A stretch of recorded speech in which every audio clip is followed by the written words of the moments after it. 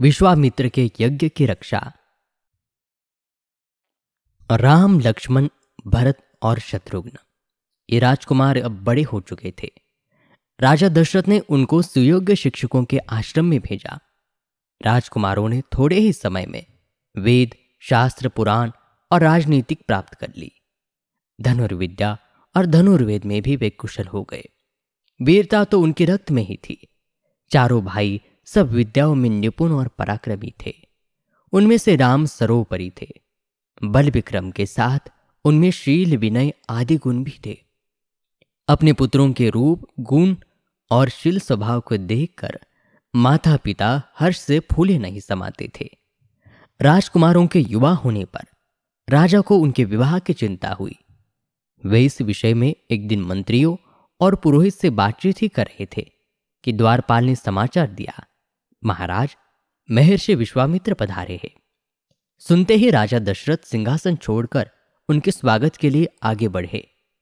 राजा ने मुनि को सादर प्रणाम किया, उन्हें उचित आसन पर बिठाया और सेवा सत्कार से संतुष्ट किया। इसके बाद राजा दशरथ हाथ जोड़कर बोले, भगवान, आपके पधारने से हमारी नगरी धन्य हुई। अब आज्ञा करें कि हम आपकी क्या सेवा करें। विश्वामित्र प्रसन्न होकर बोले, राजन, विशेष कार्यवश ही आपके पास आया हूं। हमारे यज्ञ में राक्षस विघ्न डाल रहे हैं। राक्षस राज रावण के 2 अनुचर मरीच और सुबाहु हमें यज्ञ नहीं करने देते। यज्ञ की रक्षा के लिए हम आपके वीर पुत्र राम को मांगने आए हैं। मेरे साथ उन्हें भेज दीजिए। आप डरे नहीं, राम की भी इसमें भलाई है। मैं आज ही लौट जाना चाहता हूं। इतना सुनते ही राजा के तो मानो प्राण सूख गए। वे गिड़गिड़ाकर विश्वामित्र से बोले, ऋषिराज, यह आपने कैसी बात कह दी? रावण के सामने तो देवता, गंधर्व कोई भी खड़ा नहीं रह सकता और उससे वैर मोल लेना हंसी खेल नहीं है। और मेरा राम तो अभी बालक है। मैं स्वयं अपनी सेना लेकर आपके साथ चलता हूं और आपके यज्ञ की रक्षा करूंगा। मेरे प्राण प्यारे राम पर कृपा कीजिए।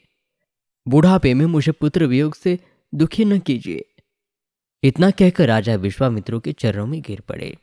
विश्वामित्र रुष्ट होकर बोले, राजन, आपका आचरण तो रघुवंशियों जैसा बिल्कुल भी नहीं है। लो, मैं जाता हूं। और तब राजगुरु वशिष्ठ जी ने राजा को समझाया, महर्षि विश्वामित्र सिद्ध पुरुष है, तपस्वी है और अनेक गुप्त विद्याओं के पंडित है। वे कुछ सोच समझकर ही आपके पास आए हैं। राम को जाने दे, कोई इनका बाल भी बांका न कर सकेगा। तब राजा दशरथ ने राम को विश्वामित्र के हाथ सौंप दिया। लक्ष्मण भी बड़ी भाई के साथ चल दिए। विश्वामित्र के पीछे पीछे धनुष बाण लिए दोनों भाई सरयू के किनारे जा रहे थे। जब वे 3 कोस दूर निकल गए, तब विश्वामित्र ने कहा, तुम दोनों भाई नदी में आचमन करके मेरे पास आ जाओ। मैं तुम्हें बला अतिबला नाम की गुप्त विद्याएं सिखाना चाहता हूं। इन विद्याओं के मिलने पर तुम्हारा आत्मबल बढ़ जाएगा और आसुरी शक्तियों से तुम्हारी सुरक्षा रहेगी। दोनों भाइयों ने ऋषि की आज्ञा का पालन किया। विद्याओं के ग्रहण करते ही उनमें नवीन स्फूर्ति आ गई। उस दिन से वे सरयू नदी के किनारे ही टिक गए। अगले दिन वे सरयू के किनारे किनारे फिर आगे बढ़े। सरयू और गंगा के संगम पर उन्होंने गंगा पार की। अब वे एक भयानक वन में पहुंचे। जहां तहां हटे शेर, सुअर दिखाई पड़ने लगे। हिंसक पशुओं की आवाजों से वन गूंज रहा था। महर्षि विश्वामित्र ने बताया कि यहां से 2 कोस की दूरी पर तारका रहती है। वह बड़ी बलवती, भयानक और दुष्टा है।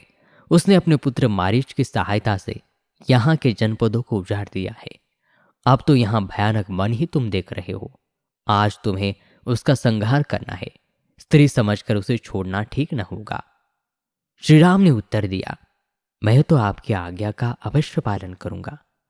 और ये कहकर उन्होंने धनुष की डोरी खींचकर छोड़ दी। उसकी टंकार से दिशाएं गूंज उठी। महाराक्षसी तारका भी उसे सुनकर एक बार घबरा गई और फिर गरजती हुई दौड़ी। राम के पास पहुंचकर उसने धूल धूल का बादल उड़ाया और वो पत्थरों की वर्षा करने लगी। राम ने उसे बाणों से घायल कर दिया। जब तारका अपनी लंबी बाहें फैलाकर राम पर झपटी, वह अदृश्य होकर फिर पत्थर बरसाने लगे। राम ने उसे चारों ओर से बाणों से घेर लिया। फिर उसके हृदय में उन्होंने ऐसा तीक्ष्ण बाण मारा कि वो हरहरा कर गिर पड़ी। विश्वामित्र ने राम को गले से लगा लिया। प्रसन्न होकर ऋषि ने दंड चक्र, काल चक्र, ब्रह्मास्त्र आदि अनेक विद्याएं राम को दी। राम और लक्ष्मण दोनों ही साथ लिए मुनि विश्वामित्र आगे बढ़े। महर्षि विश्वामित्र का यही आश्रम था। आश्रमवासियों ने उनका यथोचित सत्कार किया। विश्वामित्र ने उसी दिन यज्ञ आरंभ कर दिया। 5 दिन तक यज्ञ निर्विघ्न चलता रहा। छठे दिन आकाश में घोर गर्जना सुनाई पड़ी। देखते ही देखते काले बादल छाए और 2 विशालकाय राक्षस वहां पहुंचे। उनमें से एक तारका का पुत्र मारीच था और दूसरा उसका साथी सुबाहु था। इन राक्षसों के पीछे बहुत बड़ी सेना भी थी। श्री राम ने मारीच पर मानवास्त्र चलाया। उसके आघात से वह मूर्छित हो गया और बहुत दूर समुद्र के पार जाकर गिरा। जब उसे होश आया तो वह दक्षिण की ओर भागा। सुबाहु को श्री राम ने आग्नेयास्त्र से मार डाला और सारी राक्षस सेना का वायव्यास्त्र से संहार कर दिया। विश्वामित्र का यज्ञ निर्विघ्न समाप्त हो गया। विश्वामित्र ने राम को हृदय से लगा लिया। सब ऋषि राम की प्रशंसा करने लगे। तब श्री राम ने हाथ जोड़कर उनसे पूछा, अब हमारे लिए क्या आज्ञा है गुरुदेव? विश्वामित्र ने बड़े स्नेह से कहा, बस मिथिला के राजा जनक को तुम जानते होंगे। वहां बहुत बड़ा यज्ञ हो रहा है। हम लोग को वहां जाना है। तुम दोनों भाई भी हमारे साथ चलो।